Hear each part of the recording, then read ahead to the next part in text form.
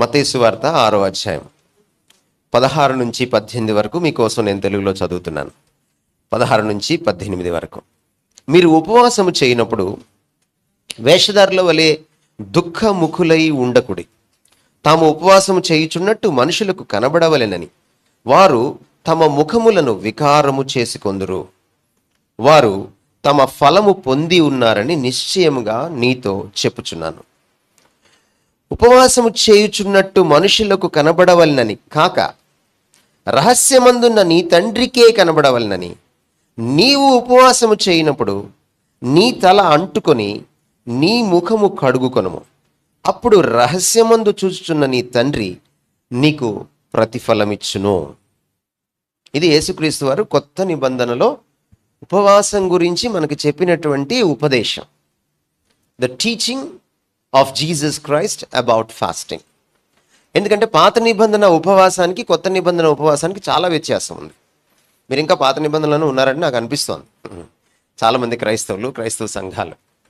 మనం చూద్దాం దాని గురించి. 2వ దినవృత్తాంతాలు కూడా మనం చదువుకుందాం ఒకసారి. 7వ అధ్యాయము 14వ వచనం. 7వ అధ్యాయము 14వ వచనం. నా పేరు పెట్టబడిన నా జనులు తమ్ము తాము తగ్గించుకొని ప్రార్థన చేసి నన్ను వెదికి తమ చెడు మార్గములను విడిచిన ఎడల ఆకాశము నుండి నేను వారి ప్రార్థనను విని వారి పాపమును క్షమించి వారి దేశమును స్వస్థపరచుదును. అనేకమైనటువంటి విషయాలు మనకి ఆమూలాగ్రంగా ఆదికాండం నుంచి మనం ప్రకటన గ్రంథం వరకు చదివితే క్రైస్తవ భక్తి జీవితంలో, క్రైస్తవ జీవనంలో లేక క్రియాశీలక జీవనంలో, ప్రాక్టికల్ క్రిస్టియన్ లైఫ్లో ఆర్ డివోషనల్ క్రిస్టియన్ లైఫ్లో మనకి ఉపవాసానికి చాలా ప్రముఖమైన పాత్ర ఉంది. ఉపవాసాన్ని తగ్గించడానికి నేను ఇక్కడికి రాలేదు, దాని ప్రాముఖ్యత తగ్గించడానికి నేను చెప్పడానికి రాలేదు నేను ఇక్కడికి. కానీ ఉపవాసాన్ని మనం సరిగా అర్థం చేసుకోకపోతే ఆచరణీయం చేసేటప్పుడు, దాన్ని ఆచరణీయం చేసుకునేటప్పుడు అది అపవాసం అయిపోయి కూర్చుండే అవకాశము, ప్రమాదము ఉంది. సో మనం ఆదికాండం నుంచి ప్రకటన గ్రంథం వరకు బైబిల్ని తిరిగేసి మనం చదివితే ఉపవాసానికి చాలా ప్రముఖమైనటువంటి పాత్ర క్రైస్తవ జీవితంలో ఉంది. ఇది మొదట మీకు నేను చెప్పదలిచింది. అయితే ఉపవాసం ఎప్పుడైతే ఎక్కడి నుంచో కాపీ కొడతామో, అంటే వాక్యం చదవకుండా ఏదో అందరూ చేసిందే నేను చేస్తూ ఉంటాను. మన దేశంలో ఎలా ఉంటుంది, ఇలా చేస్తే అలా జరుగుద్దంట కదా, ఇది ఒకటి ఉంటుంది. మనకి ప్రతి మతంలో ఉంటుంది, ప్రతి మతంలో ఉంటుంది. అందుకని మనకేదో ఒకటి జరగాలని మనం ఏం చేస్తాం, ఇంకోటి జరిగిస్తాం. ఆ గుడికి వెళ్తే ఇలా అవుతుందంట కదా, లేకపోతే ఆ గుళ్ళో నిద్ర చేస్తే ఇలా ఉంటుందంట కదా, పిల్లలు పుడతారంట కదా, అక్కడికి వెళ్ళి ఏది మొక్కుకున్న ఆ చెట్టు దగ్గరికి కోరికలు నెరవేరుతాయట కదా. ఇది మన సంస్కృతి, మన దేశ సంస్కృతి. మీరేమి అమెరికా నుంచి ఊడిపడలా, మీరు భారతీయులే. మీరు చాలా కాలం నుంచి క్రైస్తవ భజన చేస్తున్నా మీ నరనరాల్లో ప్రవహించేది ఏమిటంటే భారతీయ రక్తం అన్నమాట. అందుకని మీరు ఆ నోట ఈ నోట కొన్ని వింటారు. విని అది మీకు విశ్వాసంగా, నమ్మకంగా పరిణమిస్తుంది. విశ్వాసం ఎక్కడి నుంచి పుట్టాలి? వినుట వలన విశ్వాసం. ఏమి వినుట వలన? క్రీస్తుని గురించి నా మాట వినుట వలన, దేవుని మాట వినుట వలన విశ్వాసం పుట్టాలి. ఇప్పుడు కూడా విశ్వాసం బయట నుంచి వచ్చింది అనుకోండి, అది ఫేక్ విశ్వాసం అవుతుంది. అది ప్రాబ్లం. ఈ పద్ధతి మన సంస్కృతిలో ఉంది. అంటే చుట్టూ సమాజం ఏదో మాట్లాడుకుంటుంది, ఆ ప్రభావం మన మీద ఉంటుంది. ఇట్లా అంట కదా, ఇట్లా చేస్తే ఇట్లా అంట కదా. సపోజ్ మిమ్మల్ని నేను అడిగాను, మీరు 40 దినం ఉపవాస పండుగలను పెట్టుకున్నారు కదా, మిమ్మల్ని కొన్ని ప్రశ్నలు అడుగుతాను నేను, మీరు జవాబు చెప్పగలరేమో చూద్దాం. ఉపవాసం పండుగ ఎందుకు అయింది? మీకు తెల్లకాగితం ఇచ్చి పెన్నిస్తే ఎంతమంది జవాబు చెప్పగలరు? బస్ అక్కడ కూర్చున్న ఆయనకి ఒక్కడికే తెలిసి ఉంటుంది ఆ విషయం. కానీ ఇప్పటికి ఎన్ని రోజులు అయిపోయింది? 33. 33 days గడిచిపోయింది, మీకు ఉపవాసం పండుగ ఎందుకు అవుతుందో తెలియదు, కానీ ఉపవాస పండుగని మీరు దాన్ని పిలిచేశారు. సరే, ఇంకో ప్రశ్న అడుగుతాను. ఎంతమంది భోజనం మానేసి వచ్చారు? 1 2 3 4 5 6 అక్కడక్కడ కొంతమంది ఎడంచే ఎత్తుతున్నారు, ఎందుకు వచ్చిన గొడవ అన్నట్టు. రైట్. సో ఇది ఉపవాస పండుగ, మీరేం ఆచరించట్లేదు ఉపవాసాన్ని. మీరు సుష్టిగా భోంచేసే వచ్చారు, మళ్ళీ వెళ్ళి భోంచేస్తారు. సరే, ఒకవేళ మీరు భోజనం మానేసి ఉంటే ఇంకొక ప్రశ్న, భోజనం మానేసే పండుగ ఏంటి? అదేం పండుగ? ఇట్లాంటి పండుగ ఎప్పుడేం చూసారా?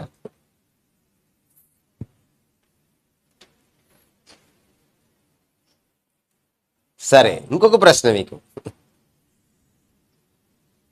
ఈ ఆచారం, ఈ 40 రోజుల ఉపవాస పండుగ ఆచరించే ఆచారం ఎంతకాలం నుంచి చేస్తున్నారు మీరు మీ క్రైస్తవ జీవితంలో? 10 ఏళ్ళు అన్నవాళ్ళు చెప్పండి. 10 ఏళ్ళు అనేవాళ్ళు చేతులు ఎత్తండి. 10 ఏళ్ళ నుంచి చేస్తున్నాను ఇలాగ ప్రతి ఏడాది. ఎందుకు వచ్చిన గొడవని చేతులు ఎత్తట్లా? మీరు చేసేవాళ్ళు ఉన్నారు ఇక్కడ, నాకు తెలుసు. మీ ఫేస్ రీడింగ్ అర్థమైపోతుంది.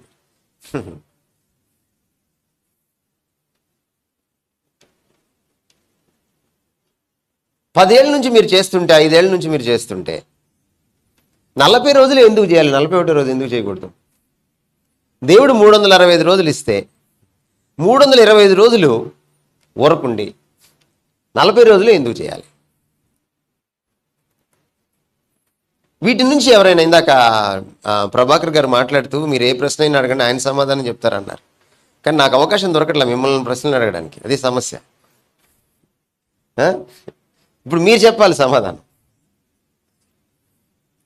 ఎవరు చెప్పారు మీకు 40 రోజులని? పోనీ యేసుప్రభు 40 రోజులు ఉపవాసం ఉన్నాడని అనుకుందామంటే, ఆయన సిలువకి ముందు 40 రోజులు ఉపవాసం లేడు, అంతేనా? సిలువకు ముందు ఉన్నాడా 40 రోజులు ఉపవాసం? లేడు. ఎప్పుడున్నాడు 40 రోజులు ఉపవాసం? సిలువకు ముందు కాకుండా పరిచర్యకి వెళ్ళక ముందు ఉన్నాడు. కాబట్టి టైమింగ్ వేరు, మీరు అద్దెచ్చి ఇక్కడ పెట్టడానికి లేదు. పోనీ యేసుప్రభు ఉపవాసం అనుకుందామంటే, ఆయన ఉపవాసం ఉండి ఆఫీస్కి వెళ్ళిపోలేదు, స్కూల్కి కాలేజీకి వెళ్ళిపోలేదు. మీరు ఉపవాసం ఉండి ఆఫీస్కి కాలేజీకి స్కూల్కి వెళ్ళిపోతారు. ఆయన అరణ్యంలోకి వెళ్ళి ప్రార్థన చేసుకోవడానికి వెళ్ళాడు. ఆయన ఉపవాసం మీ ఉపవాసం మ్యాచ్ కావట్లేదు. పోనీ యేసుప్రభు వారే మిమ్మల్ని ఉపవాసం ఉండమన్నారని అనుకుందామంటే, ఇంకా ఆయనకి సిలువకి ఎక్కుతారనగా కొన్ని గంటల్లో ఆ గురువారం రాత్రి తన శిష్యులందరినీ పిలిచి ఆయనే భోజనం పెట్టాడు. ప్రభురాత్రి భోజనము పెట్టలేదా? ఎప్పుడు పెట్టాడు? సిలువకి ఇంకా కొన్ని గంటలు ఉందనంగా. మరి ఆయనే శిష్యులకు భోజనం పెట్టాడు.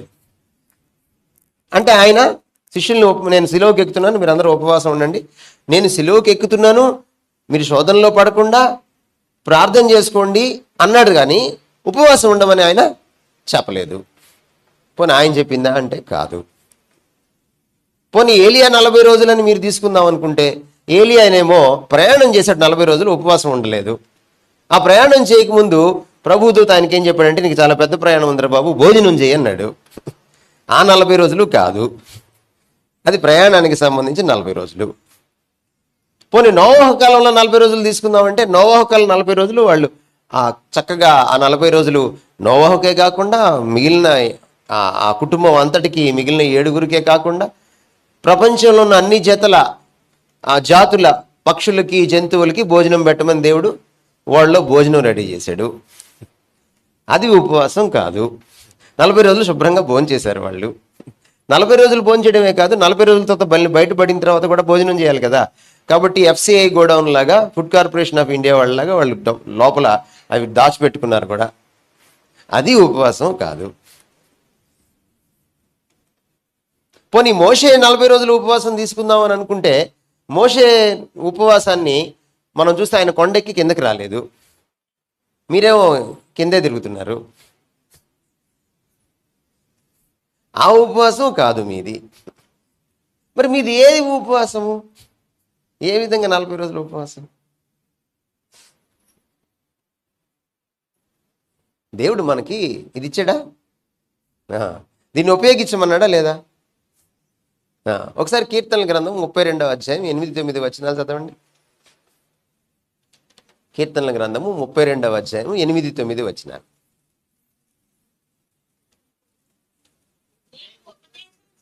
నీకు ఉపదేశము చేసేదను, నీవు నడవవలసిన మార్గమును నీకు బోధించెదను, నీ మీద దృష్టి ఉంచి నీకు ఆలోచన చెప్పేదని. ఎవరంటున్నారు ఈ మాటలు? సాక్షాత్తు దేవుడే అంటున్నాడు. అవునండి. ఇలా చెయ్యాలంటే దేవుడు ఏంటది? ఉపదేశం చేయడం, బోధించడం, ఆలోచన చెప్పడం. ఆయనే చెప్తాడట మనకి. ఆయనే ఆలోచన చెప్తాడు, ఆయనే బోధిస్తాడు, ఆయనే నడిపిస్తాడు, ఆయనే ప్రబోధం చేస్తాడు మనకి. అయితే మనం ఏం చేయాలి? కింద లైన్లో చెప్తున్నాడు, చదవండి.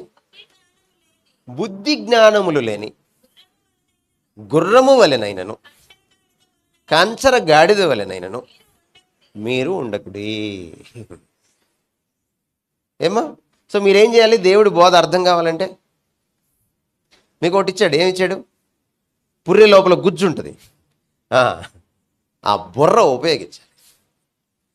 దేవుని ఉపదేశం అర్థం కావాలంటే బుర్ర ఉపయోగించాలి. ఎందుకు ప్రకాష్ గారు మీరు అలా మాట్లాడతారంటే, నేను బుర్ర ఉపయోగించి బైబిల్ చదువుతున్నాను అంతే. క్రైస్తవుడు బుర్ర ఇంకా గొప్పది.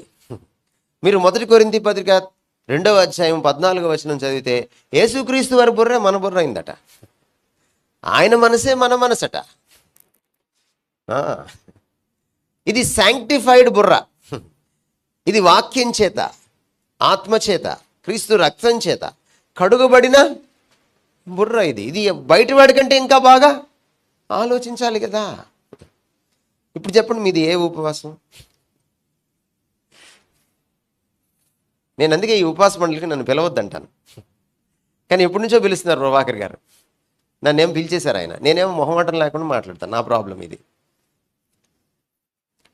కాబట్టి ఈ ఈ ఈ తలకాయ నొప్పి మీరే నన్ను పిలిపించుకొని తలకాయ నొప్పి పెట్టుకున్నారు. నేనేం చేయలేను. ఇంకా మీరు ఇంకా భరించాల్సిందే నన్ను. అందులో 2 రోజులు పెట్టుకున్నా, అది 1 రోజు కాదు. నేనేమో ఇదన్నా తప్పుతుంది, రేపు ఈరోజు ఫ్లైట్కి వద్దాం అనుకున్నాను. ఈరోజు ఫ్లైట్కి వస్తే మళ్ళీ ఒక మెసేజ్ పోతుంది, మళ్ళీ పరిచర్యకి అన్యాయం చేసినట్టు అవుతానని చెప్పి నేను వేరే విధంగా వచ్చేసాను. మొత్తం మీద చేరుకున్నాను రాత్రికి.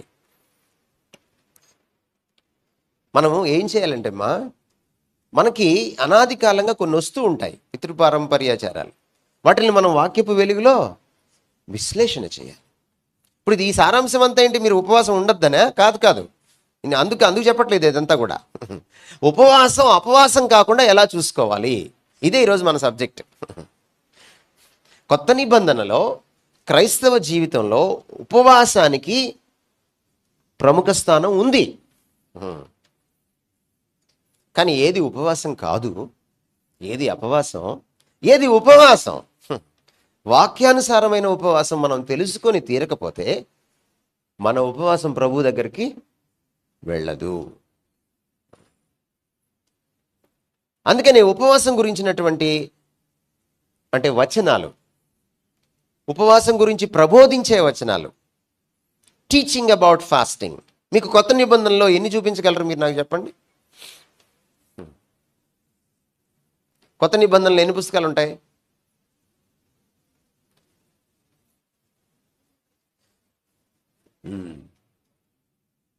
ఇది 40 రోజులు క్రైస్తవులతో ఇదే సమస్య. వాళ్ళు మాల క్రైస్తవులు. మాల అంటే అది కులం కాదమ్మా, యేసుమాల. యేసుమాల. ఈ 40 రోజుల క్రైస్తవంతో సమస్య ఏంటంటే వాళ్ళకి అంతకు మించిన జ్ఞానం ఉండదు. వాళ్ళు they are Christians only for 40 days. They are seasonal Christians. వాళ్ళు దీన్ని చదవరు. ఎన్ని ఉంటాయో పుస్తకాలు కూడా తెలీదా? దానికి మళ్ళీ క్విజ్ పెట్టి ప్రైజ్ ఇవ్వాలా? అప్పుడు కానీ చదవరా? ఈ క్విజ్ క్రిస్టియన్స్ కూడా ఉంటారు. వాళ్ళు విపరీతంగా చదివేస్తారు బైబిల్. తమ కోసం కాదు, ప్రభు కోసం కాదు, భక్తి ఉండి కాదు, ప్రైజ్ కోసం. క్విజ్ క్రిస్టియన్స్తో కూడా చాలా సమస్య. ఎన్నమ్మా? 66 27. నైస్. 27 బుక్స్ ఆఫ్ న్యూ టెస్టమెంట్లో మీకు ఫాస్టింగ్ గురించిన టీచింగ్ ఎంత ఉంది? ఫాస్టింగ్ ఇలా ఉండాలి, ఇలా ఉండకూడదు అని చెప్పేటువంటి టీచింగ్. ఎగ్జాక్ట్ వచనాలు చెప్పకపోయినా, నాకు మీరు అధ్యాయం చెప్పకపోయినా కనీసం ఏ పుస్తకంలో ఉందో చెప్పండి. 27 పుస్తకాలు.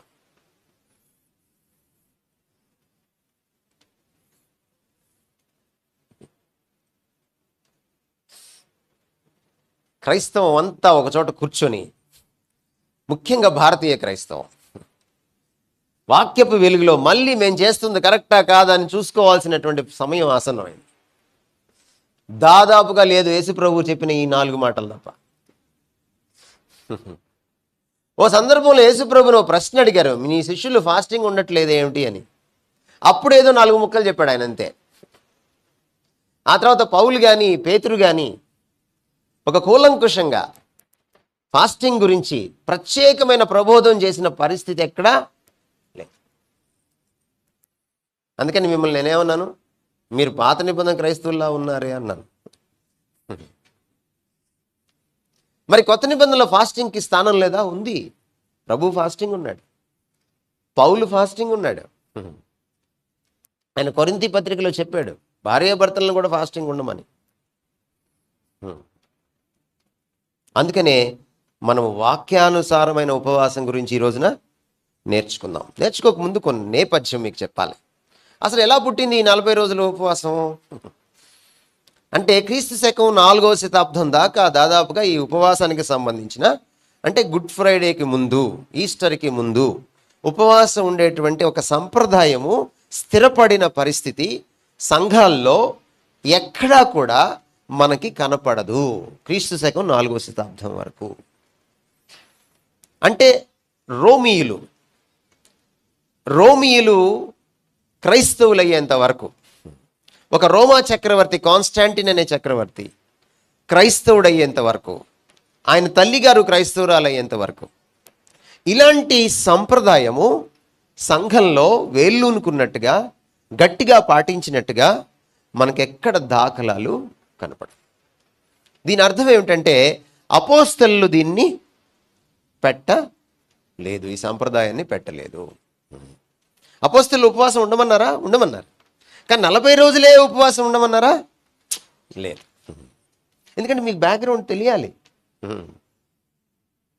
రెండవది ఏమిటంటే, అసలు అపోస్తలులు వెళ్ళిపోయాక చిట్ట చివర చనిపోయిన అపోస్తలుడు యోహాను ప్రకటన గ్రంథం రాసి చనిపోయారు.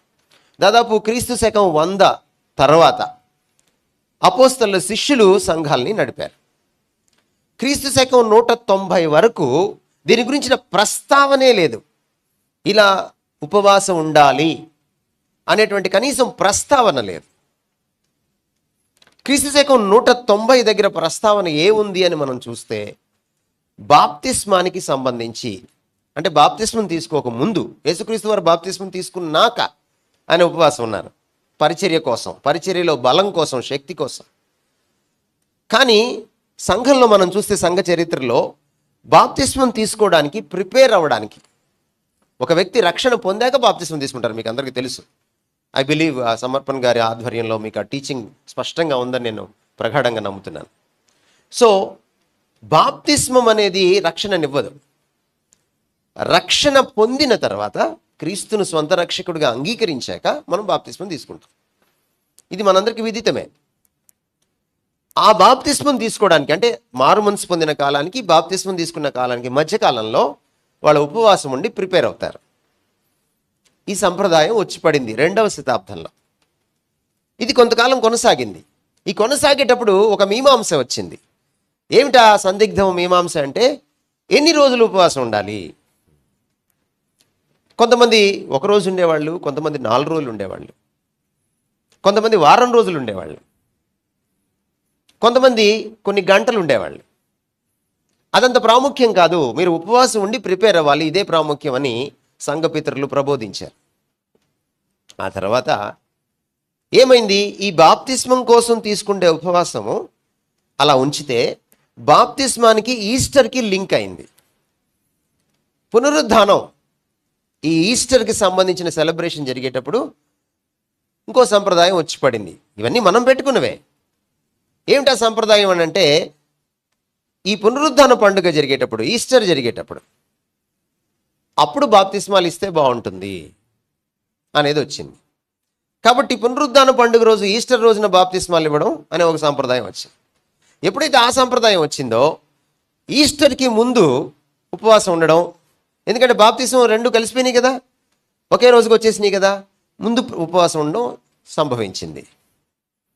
కాలక్రమంలో ఏమైందంటే బాప్తిస్మం ఎగిరిపోయింది, ఈస్టర్ మిగిలిపోయింది. ఈ ఈస్టర్కి ముందు ఉపవాసం ఉండడం సంభవించింది. అంటే ప్రశ్నలు అడగకపోవడం వల్ల, ప్రశ్నలు మనల్ని మనం వేసుకోవాలి కూడా. ఎందుకు చేస్తున్నాను ఒక పనిని? తత్ఫలితంగా 4వ శతాబ్దంకి వచ్చేటప్పటికి ఎంత సాంప్రదాయం అయిందంటే, ఇది ఎవరైనా ఒక పాట పాడేవాడు కానీ, ఆరాధించేవాడు కానీ, ఇక్కడ సంఘంలో పరిచారం చేసేవాడు కానీ, అంటే కానుకలు పట్టేవాళ్ళు, లేక రొట్టె ద్రాక్షరసం ఇచ్చేవాళ్ళు, ఎవరైనా మైక్స్ పెట్టేవాళ్ళు, లేక బోధకులు కానీ, చూసారా, ఎవరైనా సరే, సంఘంలో ఉన్న పెద్దలు కానీ ఎవరైనా ఈ 40 రోజుల ఉపవాసంలో పార్టిసిపేట్ చేయకపోతే వాళ్ళని డిస్క్వాలిఫై చేయాలి, తీసివేయాలి అనేటువంటి స్థాయికి 4వ శతాబ్దం వచ్చేటప్పటికి జరిగిపోయింది. వాళ్ళకి ఏదైనా శారీరకంగా బాగలేకపోతే తప్ప ఖచ్చితంగా దీన్ని పాటించాలి. రోమన్ క్యాథలిక్ సంఘము 4వ శతాబ్దం నుంచి 16వ శతాబ్దం దాకా వెలుసిల్లింది. అనేకమైన సంప్రదాయాలు, మానవీయమైన వాక్యంలో లేని కొన్ని వాక్యానికి విరుద్ధమైన సంప్రదాయాలు, కొన్ని మంచి సంప్రదాయాలు ఉండవచ్చు, వచ్చాయి. ఇది కూడా అలాంటిది ఒకటి. ఉద్దేశం మంచిదేనా? చాలా మంచిది. ఏంటి ఉద్దేశము? మీరు రోమన్ క్యాథలిక్స్ని చూస్తే ఇప్పటికి కూడా వాళ్ళ దగ్గర నుంచి నేర్చుకోవాల్సిన మంచి ఏమిటంటే, భక్తి వాళ్ళ దగ్గర నేర్చుకోవాలి మనం. చాలా నిష్టగా, చాలా భక్తిగా చేస్తారు వాళ్ళు భగవత్ సన్నిధికి వచ్చినప్పుడు. వాళ్ళు ఏం పెట్టారంటే, ఈ ఉపవాసం మీరు ఉండేటప్పుడు మీరు ఏం చెయ్యాలి అని అంటే, యేసుప్రభు సిలువలో చనిపోయినందుకు ఏడవకూడదు. యేసుప్రభు సిలువలో మీ పాపాల కోసం చనిపోయాడు కాబట్టి మీ పాపాల కోసం మీరు ఏడవాలి. ఎందుకంటే ప్రభు చెప్పారు ఆయన సిలువ మోసేటప్పుడు అక్కడ ఉన్న స్త్రీలకి, అమ్మ నా కోసం ఏడవకండి, మీకోసం, మీ పిల్లల కోసం. ఒకవేళ మీరు 40 రోజులు ఉపవాసం ఉంటే ఎవరి కోసం ఏడవాలి? ఎంత దీనాతి దీనమో, నీ మరణం ఎంత దీనాతి దీనమో అని పాడకూడదు మీరు. దేనికోసం ఏడవాలి మీరు? మీ పాప జీవితం కోసం ఏడవాలి. సో ఉపవాసం దేనికోసం అట? పాప పశ్చాత్తాపం కోసం, ప్రభు దగ్గర కడుక్కోవడం కోసం, అందుకోసమని పెట్టారు. తర్వాత మీరు వినమ్రులై ప్రభు సన్నిధిలో గడపడం కోసం, ప్రభుకి ఇంకా దగ్గర కావడం కోసం. కాబట్టి చాలా మంచి ఉద్దేశంతో పెట్టారు. ఇప్పటికీ కొంతమంది అలాగే చేస్తున్నారు ఈ 40 రోజుల ఉపవాసాన్ని. వాళ్ళు నిజంగా ధన్యులు. అయితే వాళ్ళు మన కంటికి కనిపించకపోవచ్చు. వాళ్ళు రోమన్ క్యాథలిక్ సంఘంలో ఉన్నారు, మన సంఘాల్లో కూడా ఉన్నారు. వాళ్ళని బట్టి ప్రభువుని మనం ఎప్పుడు స్తుతించాలి. అయితే అది ఎగిరిపోయింది. ఇప్పుడు అది పోయి ఏమైపోయిందంటే, మళ్ళీ యేసు ప్రభుని సిలువ వేస్తున్నారు. ఒక అబ్బాయిని తీసుకొచ్చి మళ్ళీ తాళ్ళతో కట్టేసి మళ్ళీ సిలువ వేస్తున్నారు. వేసి యేసు ప్రభు సీన్ మన ముందుకు ఎందుకు తీసుకొస్తారు? మీకు అప్పుడప్పుడు సిలువ పాటలు వస్తుంటాయి టీవీలో. అందులో మెల్ గిబ్సన్ తీసినటువంటి the passion of the Christ cinema విపరీతంగా వాడేసుకున్నారు. కాపీరైట్లన్నీ పక్కన పెట్టేసి, ఒకవేళ మెల్ గిబ్సన్ కానీ భారత క్రైస్తవ సింగర్ల పైన, మ్యూజిషియన్స్ పైన ఆయన కానీ కోర్టులో వేస్తే కొన్ని కోట్లు కట్టాల్సి వస్తుంది మీరు, కొన్ని కోట్లు. ఎందుకంటే కాపీరైట్స్ ఉంటాయి దానికి. ఆ మెల్ గిబ్సన్ని ఎడాపెడా వాడేసుకొని ఆ సినిమాలో క్లిప్పింగ్లన్నీ తీసుకొచ్చి మనకి విపరీతమైన ఒళ్ళు గగురు పొడిచేటువంటి ఆ క్లిప్పింగ్లు చూపించి మళ్ళీ మనల్ని ఈ 40 దినాల టైంలో ఏడిపించాలన్నమాట. ఏమొస్తుంది? యేసు వారు ఏం చెప్పారు? మీరు నా కోసం ఏడవకండి. ఎవరి కోసం ఏడవాలి? మీకోసం ఏడవండి. మీ పాప జీవితం కోసం, మీ పిల్లల పాప జీవితం కోసం, వాళ్ళు బాగుపడాలని, మీరు బాగుపడాలని. ఇక్కడ అదే చెప్తున్నాడు. ఇక్కడ ఏమంటున్నాడంటే దినవృత్తాంతాల గ్రంథంలో మీరు మీ పాపాల గురించి ఏడవాలి, అది చెప్తున్నాడు. సో ఇంత మంచిగా పుట్టింది ఇది. కానీ కాలక్రమంలో ఏమైపోయింది? కొంతమంది అయితే ఇది ఎందుకు చేస్తున్నారో వాళ్ళకి తెలియదు, వాళ్ళు చేసేస్తున్నారు. ఇప్పుడు 40 రోజుల ఉపవాస పండుగల గురించి ఒక 10 ప్రశ్నలు ఇచ్చి మీ అందరికి ఎగ్జామ్ పెట్టామనుకోండి, ఎంతమంది పాస్ అవుతారు? ఇక్కడికి వచ్చిన వాళ్ళు అంటే తెలియకుండా చేస్తున్నారన్నమాట. చాలామందికి ఈ భక్తిభావం లేకుండా చేస్తున్నారు. ఏదో వచ్చాం కదా, పోయాం కదా, ఏదో అక్కడికి వెళ్తే ఈ 40 రోజులు కానీ క్రమం తప్పకుండా వెళ్తే ఏదో పుణ్యం వస్తుందట. ఇది భారతీయ ఆలోచన అనమాట. ప్రతి భారతీయుడు, భారతీయురాలు ఇలాగే ఆలోచిస్తారనమాట. మనకి నోములని, వ్రతాలని ఇలాంటివి ఒకటి ఉంటాయి మనకి. చుట్టూ తిరిగితే ఏదో అవుద్దని కదా, పొరులు దండాలు పెడితే ఇంకేదో అవుద్దని కదా, మోకాళ్ళ మీద మెట్లు ఎక్కితే ఇంకేదో అవుద్దని, ఎండాకాలం చెప్పులు లేకుండా దేవుడి దగ్గరికి నడిచి వెళ్తే ఇంకేదో అవుతుందని. ఇది భారతీయులం అనమాట మనం. కాబట్టి 40 రోజులు చర్చికి వెళ్తే ఏదో అవుతుంది అనుకుంటాం మనం. ఏం కాదు. 41వ రోజు మీరు నిన్న నేడు మారని రీతిగా ఉంటారనమాట. మీరు అంత అద్భుతమైన క్రైస్తవులు. ఏమన్నా అవునా కదా? 41వ రోజు మీరు ఎలా ఉంటారు? పోయిన సంవత్సరం ఎలా ఉన్నారో ఈ సంవత్సరం మళ్ళీ అలాగే ఉంటారు. అందుకని ఈరోజు నేను మీకు చెప్పదలిచింది ఏంటంటే అసలు శిస్సులైన ఉపవాసం ఏమిటి అని చెప్పదలిచాను. కొన్ని విషయాలు మీకు ముందు నేను చెప్పదలిచాను. ఏమిటంటే మీలో ఉన్న ఉపవాసం గురించిన అపోహలు నేను తీసివేయాలి. నెంబర్ 1, మొదటి అపోహ ఏమిటంటే ఫాస్టింగ్ ఈజ్ టు అప్పీజ్ గాడ్. దేవుణ్ణి ప్రసన్నం చేసుకోవడానికి, శాంతింప చేయడానికి నేను ఫాస్టింగ్ ఉండాలి, ఉపవాసం ఉండాలి. ఉపవాసంలో ఏం చేస్తానండి? నిద్రాహారాలు మానేస్తాను. ఈ నిద్రాహారాలు మానేసినప్పుడు నేను క్షీణించుకుపోతాను. అంతేనా? కీర్తనలు, నా మెమరీ కరెక్ట్ అయితే కీర్తనలు 109లో అనుకుంటాను, దావీదు అంటాడు, 109:24 అనుకుంటాను, if my memory is good. ఒకసారి చదవండి అమ్మా. ఉపవాసము వల్ల నా మోకాళ్ళు బలహీనమాయను. నెక్స్ట్ లైన్ అమ్మా.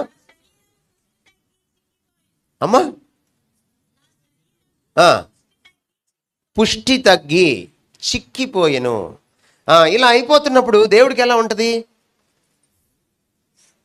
నువ్వు ఇలా అయిపోతున్నావు ఉపవాసంలో, అప్పుడు దేవుడికి ఎలా ఉంటుంది? చాలా హాయిగా. ఎందుకంటే ఆయన శాడిస్ట్ కదా మన దృష్టిలో. ఆహా, నా కోసము బాలుడు ఎలా ఉండేవాడు, ఇలా ఉండేవాడు, ఆయన వెనకాయనలాగా అయిపోయాడే అనుకుంటాడు అనమాట. అప్పుడు దేవుడికి చాలా ఆనందం. ఇక్కడ నువ్వు బాధపడుతూ ఉంటే నీకు అప్పుడప్పుడు అన్య సంప్రదాయాల్లో, అన్య మతాల్లో కనపడుతుంటుంది ఈ సీన్ అనమాట. ఆ దేవత ముందు వాళ్ళు కొరడ తీసుకొని కొట్టుకుంటూ ఉంటారనమాట. ఎందుకు కొట్టుకోవడం? అలా కొట్టుకోవడం ఆపేస్తాడేమోనని ఏం చేస్తారు? పక్కన డ్రమ్ వేయాలి. వాతలు తేలిపోతుంటాయి అనమాట. మనకే ఒకలాగా ఉంటుంది, ఏంటంటే బాబు వీటిలా కొట్టేసుకుంటున్నాడు అని.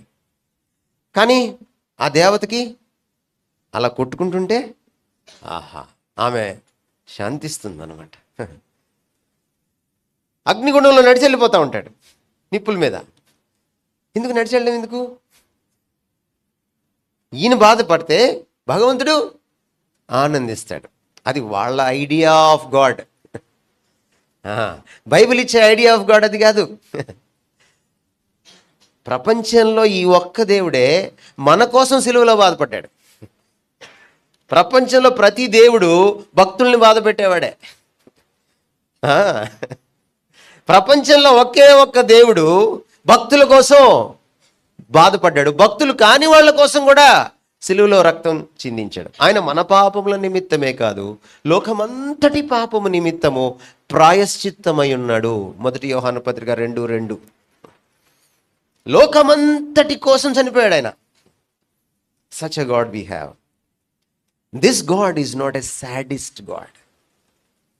కాబట్టి మీ మనసులో ఎక్కడైనా లోపల నేను ఇలా కడుపు కాల్చుకుంటే, నేను ఇలా నిద్రాహారాలు మానేసి చిక్కి శల్యం అయిపోతే, క్షీణించుకుపోతే, అస్థిపంజరం బయటపడితే, ఇక్కడ అంత మహానుభావులు లేరనుకోండి. ఆ, ఎందుకంటే మీరు 40 రోజులు ఎక్కడ ఉన్నారు అసలు ఉపవాసం? ఇందాక చెయ్యెత్తమంటేనే మీరు ఎత్తలేదు. ఆ, ఊరినే పైన ఉపవాసం అని టైటిల్ అంతే. ఎవరు ఇక్కడ ఉపవాసం కోసం రాలా. మీరు నిజంగా ఉపవాసం ఉంటే, మీరంతా బాధలో ఉంటే, అనారోగ్యంలో ఉంటే చూసి దేవుడు ఆనందించేవాడు కాదు.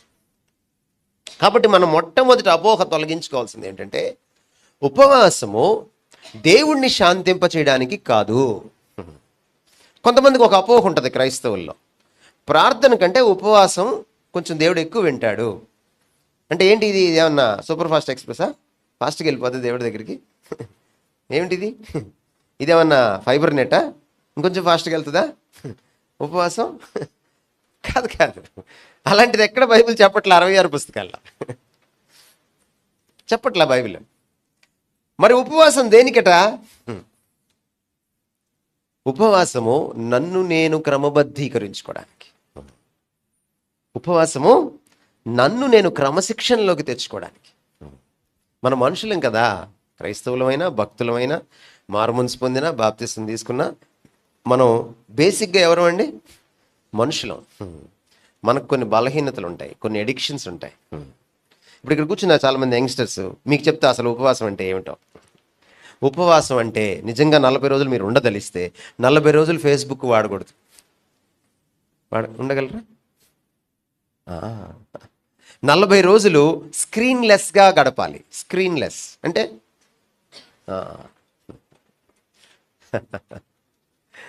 అది భక్తి అంటే. కొంతమంది సీరియల్ వాళ్ళు ఉంటారు ఇక్కడ. 40 రోజులు దీపక్ ఏమైనా పర్లేదు, నేను కార్తీక దీపం చూడను. అది ఉపవాసం ఏమ్మా?